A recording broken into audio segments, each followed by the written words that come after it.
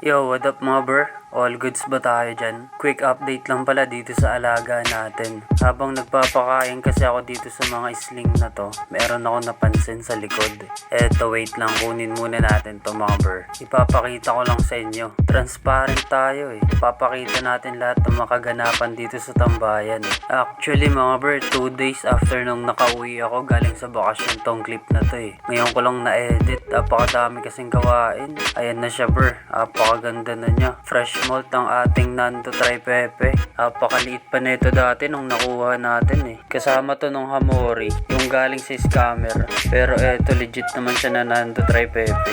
Nagsisilakihan na sila. Ayan na siya, oh, ang ganda na. Mukhang kailangan na to ma-rehouse mga breno. Nanliliit na yung enclosure niya sa kanya. I-rehouse na natin to siya soon.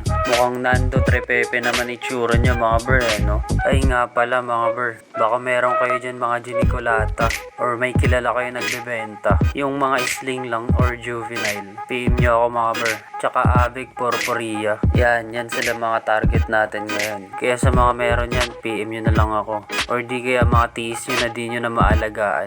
Ako na bahala mga bro dito sa tambayan.